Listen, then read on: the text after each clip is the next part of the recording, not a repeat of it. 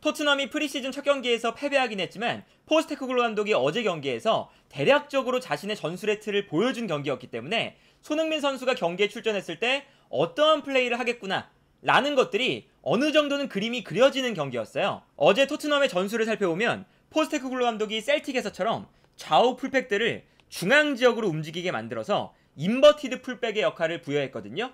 그리고 이렇게 중앙 지역의 선수들이 모여드니까 기본적으로 선수 숫자가 많아지고 여기에 더해서 케인까지 내려오는 장면들이 많았기 때문에 중앙 지역에서 볼을 점유하려는 움직임을 가져갔고, 그러다 보니까 자연스럽게 상대팀도 토트넘을 따라서 중앙 지역으로 밀집할 때가 많았었습니다. 그런데 이때 어제 경기에서 토트넘의 좌우 측면 공격수들은 오히려 중앙 지역으로 들어가지 않고 측면으로 벌려주는 모습을 보여줬거든요. 이렇게 움직이는 이유는 기본적으로 토트넘이 중앙에 밀집하면서 상대 수비도 중앙 지역에 밀집하는 형태가 되니까 좌우 측면 공격수들은 오히려 측면으로 움직여주면서 측면 공간을 넓게 활용하겠다 라는 뜻이었고, 아마 손흥민 선수도 왼쪽 측면 공격수로 나오게 되면 이러한 플레이를 할 가능성이 매우 높습니다. 그리고 손흥민 선수가 공간이 발생했을 때 전방으로 뛰어들어가면서 이 넓은 공간을 빠르게 활용해줄 수가 있기 때문에 손흥민 선수가 중앙으로 들어가서 토트넘의 빌드업이나 볼 점유에 관여를 하는 것보다 넓은 공간으로 벌려주는 것이 손흥민의 스피드를 활용할 수 있는 더 좋은 방법이라고 생각이 들거든요. 그래서 어제 측면 공격수로 출전했던 솔로몬이나 페리시치도 측면을 넓게 활용을 하면서 오히려 넓은 공간을 활용을 했고요. 여기에 더해서 토트넘이 좌우 측면을 넓게 활용을 하니까 상대팀 입장에서도 이 측면 공간을 그냥 내줄 수가 없기 때문에 자연스럽게 좌우 측면으로 수비가 분산되는 모습이 나왔었는데, 여기서 포스테코글루 감독이 노리는 것은 좌우 측면을 넓게 활용하면서 수비가 끌려 나왔을 때 그 공간으로 중앙에 모여있는 선수들이 순간적으로 공간을 향해 침투에 들어간다는 패턴을 포스테코글루 감독이 셀틱에서부터 굉장히 자주 활용했었습니다. 그리고 어제 인상적이었던 것은 왼쪽 측면 공격수로 나왔던 솔로몬과 페리시치가 측면을 넓게 벌려주면 왼쪽 풀백으로 나왔었던 우도지나 레길론이 안쪽으로 들어와 있다가 수비가 끌려 나가는 순간 직선적으로 움직이면서 공간으로 침투해 들어가고, 여기서 왼쪽 풀백이 직선적으로 움직이니까 뛰어들어가는 선수를 향해서 왼쪽 측면 공격수가, 이제는 손흥민 선수가 출전하는 자리겠죠? 뛰어들어가는 풀백을 향해 패스를 뿌려줄 때도 있었고요. 여기에 더해서 상대 수비가 우도지나 레길론을 따라가면 이때 안쪽으로 접고 들어오면서 오히려 솔로몬이나 페리시치, 그리고 이제는 손흥민에게 공간이 생길 수 있는 장면들이 많이 나왔었습니다. 그래서 어제 경기를 보면 이런 장면들이 많이 나왔었거든요. 측면에서 페리시치가 볼을 받는 순간 상대 측면 수비수가 측면으로 끌려 나올 때 우도지가 안쪽으로 들어와 있다가 전방으로 뛰어들어가기 시작합니다. 그리고 우도지가 우디네스에서도 이런 플레이를 잘하기도 했고요. 우도지의 스피드가 워낙 좋기 때문에 이 공간을 빠르게 활용을 하기 시작해요. 그러면 이때 페리시치가 볼을 받은 다음에 뛰어들어가는 우도지에게 패스를 넘겨주면서 이러한 장면이 만들어지는 거죠. 우도지는 공간으로 침투해 들어가고 페리시치는 우도지에게 패스를 보내준다. 이런 장면이 나오면서 토트넘이 측면 공간을 무너뜨리는 것을 볼 수가 있었고, 반대로 이런 장면도 나옵니다. 이 장면을 보시면요, 이번엔 페리시치가 측면으로 나오면서 볼을 받는데 이때 우도지가 먼저 안쪽으로 뛰어들어가고 있어요. 이렇게 되면 이 다음 장면을 보시면요, 우도지가 전방으로 뛰어들어가기 때문에 상대 수비수들이 페리시치를 따라 내려오지 못하거든요. 그러면 페리시치가 볼을 받는 순간 넓은 공간이 발생을 하면서 볼을 끌고 올라갈 수 있는 여유가 생기게 되죠. 이런 장면도 이제 페리시치가 아니라 손흥민 선수가 볼을 잡게 되면 손흥민과 우도지의 콤비 플레이가 이러한 방식으로 나올 수도 있습니다. 그래서 이 장면에서도 페리시치가 너무나 편안하게 볼을 끌고 올라가는 모습을 볼 수가 있고요. 그 순간 우도지가 전방으로 뛰어들어가면서 상대 수비가 우도지의 침투를 막기 위해서 순간적으로 쏠려 있기 때문에 반대편에는 오히려 선수가 없었어요. 그러다 보니까 페리시치가 볼을 끌고 올라와서 반대편으로 패스를 한번 넣어주면서 토트넘의 결정적인 기회가 만들어지는 장면을 볼 수가 있었습니다.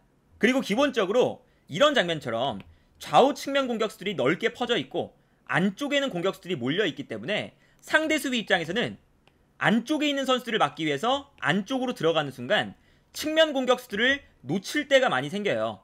그래서 만약에 손흥민 선수가 왼쪽 측면 공간에 배치가 되었었더라면 토트넘이 중앙에 상대 수비가 쏠려 있을 때 손흥민 선수에게 패스를 보내주면서 손흥민 선수가 넓은 측면 공간에서 볼을 받을 수 있는 상황들이 많이 나올 수가 있고요. 이 장면에서도 측면에 페리시가 볼을 받아서 뛰어들어가는 선수들에게 크로스를 올려줄 수 있는 아주 좋은 찬스가 만들어지는 장면을 볼 수가 있었습니다.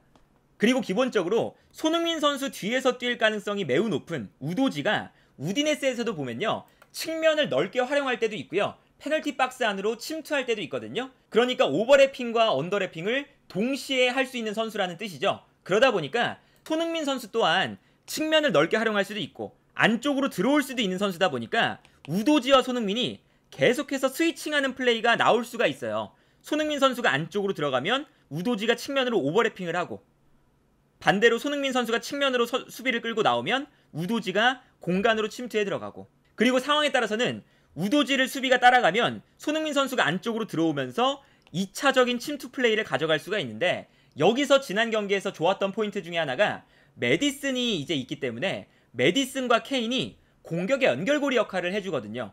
근데 여기서 자연스럽게 케인이 내려와서 볼을 받을 때 아무래도 케인이 중심이 되다 보니까 상대 수비가 케인에게 쏠릴 때가 많았어요.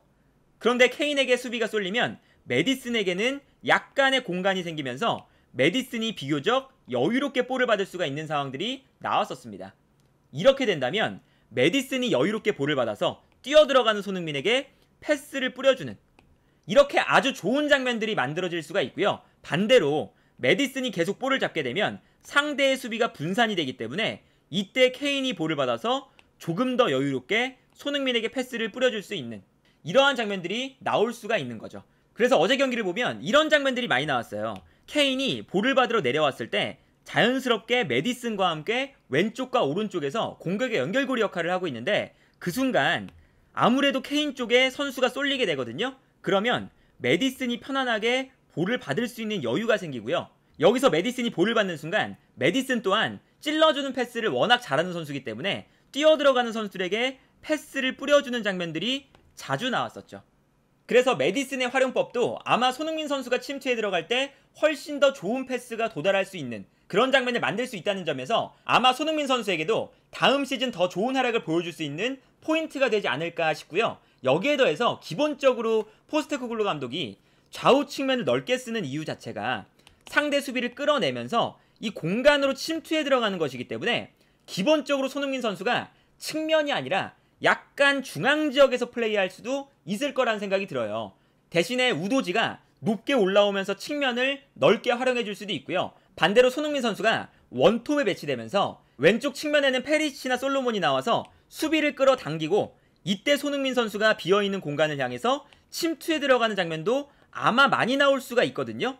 특히나 케인이 팀을 떠난다면 이런 장면들이 더 자주 나올 수가 있는데, 애초에 셀틱에서부터 후로아시라는 측면 공격수에 가까운 침투 플레이가 뛰어난 선수를 최전방 공격수로 세웠기 때문에 아마 포스테코글루 감독이 손흥민 선수를 최전방 공격수로 기용하는 것도 어느 정도 생각을 하고 있을 거다 라는 생각이 들고요. 그래서 어제 경기에서 실제로 후반전에 히샬리송이 나왔을 때 히샬리송의 장점 중 하나가 공간으로 저돌적으로 침투하는 플레이였잖아요. 그래서 히샬리송이 물론 득점에 실패하기도 했고 오프사이드에 많이 걸렸지만 히샬리송이 침투에 들어갈 때 좋은 찬스들이 많이 나왔어요. 예를 들면 이런 장면이죠. 이 장면도 보시면 좌우 측면에서 토트넘의 공격수들이 측면을 넓게 활용하다 보니까 상대 수비수들이 측면으로 약간 벌어져 있는 상태인데, 이때 안쪽에 있었던 히샬리송이 전방으로 침투해 들어가면서 상대 수비의 공간으로 뛰어들어가고, 이때 뛰어들어가는 히샬리송에게 패스가 들어가면 순간적으로 히샬리송이 뛰어들어가면서 수비를 무너뜨리는 장면이 나왔었죠. 물론 이 장면은 오프사이드였지만 다른 장면도 마찬가지입니다. 이 장면도 보시면요, 화면에는 안 보이지만 오른쪽 측면에서 디바인이 있기 때문에 순간적으로 웨스트햄의 수비가 측면으로 끌려나가고 있는 상황이었어요. 그러다 보니까 히샬리송이 중앙에 있다가 뒷공간으로 침투해 들어가고, 침투하는 히샬리송에게 호이비에르가 스루 패스를 넣어주는 장면이거든요. 이거는 오프사이드도 아니었고 아주 좋은 침투와 패스가 들어가면서 히샬리송이 완벽하게 상대 수비 뒷공간을 무너뜨리는 장면을 볼 수가 있었습니다. 그리고 이러한 플레이는 사실 프리미어리그 내에서도 손흥민 선수가 가장 잘할 수 있는 플레이이기 때문에 이러한 공간 침투를 포스테코글루 감독이 다음 시즌에 적극적으로 활용하고 싶다면 손흥민을 중앙 공격수로 배치하는 것도 정말 진지하게 고려해볼 만하다 라는 생각이 들고요. 그리고 어제 경기에서 보여줬던 특징 중에 하나가 어떤 게 있냐면 측면에서 볼을 받았을 때 기본적으로 페리시치도 마찬가지고 솔로몬도 마찬가지고 측면에서 볼을 잡는 순간 공중으로 띄워주는 크로스가 많이 줄어들었습니다. 콘테 감독과 완전히 달라진 부분이죠. 기본적으로 포스테코글루 감독은 측면에서 볼을 받았을 때 수비가 끌려 나오면 끌려 나오는 공간으로 누군가 침투에 들어가면서 이 공간을 활용을 하고 그리고 이 공간을 향해서 땅볼 크로스를 뿌려줄 때가 많거든요. 셀틱에서도 그래서 지난 시즌 오연규 선수 대신에 최전방 공격수로 나왔던 후르아시라는 일본 공격수가 170의 아주 작은 선수거든요. 그런데 이 선수가 최전방 공격수로 뛸 수 있었던 이유가 높은 크로스가 많이 올라오지 않고 공간이 만들어졌을 때 발밑으로 오는 땅볼 크로스가 많이 올라오거든요. 토트넘도 마찬가지입니다. 측면에서 볼을 잡았을 때 수비수가 끌려 나오는 순간 손흥민 선수가 안쪽에 있다면 손흥민 선수가 박스 안으로 침투해 들어가면서 측면에서 올라오는 낮은 크로스를 받을 수가 있고요. 여기서 결정적인 슈팅을 만들어낼 수가 있는 거죠. 어제 경기에서 실제로 이런 장면들이 나왔었고요. 지난 시즌에 손흥민 선수의 가장 큰 문제점 중에 하나가 좌우 측면에서 케인을 향한 굉장히 높은 크로스가 많이 올라왔었기 때문에 손흥민 선수가 제공권에 강점이 없는 선수다 보니까 박스 안에서 경합하는데 약간 어려움이 있었어요. 그런데 포스테코글루 감독은 콘테 감독과 180도 다르게 높은 크로스가 아니라 낮은 크로스로 공격을 풀어나가는 감독이기 때문에 아마 손흥민 선수에게도 이러한 공격 방식이 훨씬 더 좋을 것이다 라는 생각이 들고요. 그래서 어제 경기에서 손흥민 선수가 훈련에 뒤늦게 참여했기 때문에 훈련량이 적어서 경기에 나오지는 못했지만 토트넘이 어제 경기에서 보여줬던 공격 방식과 경기를 운영하는 패턴들은 손흥민 선수가 들어갔을 때 훨씬 더 지난 시즌보다 좋은 활약을 펼칠 수가 있겠구나 라는 생각이 드는 경기 운영이 아니었나 싶고요. 프리시즌 두 번째 경기에서는 아마 손흥민 선수가 나올 것으로 예상이 되기 때문에 손흥민 선수가 나왔을 때 어떤 플레이를 보여줄지를 우리가 지켜보면 굉장히 재미있는 포인트가 되지 않을까 라는 생각이 드네요.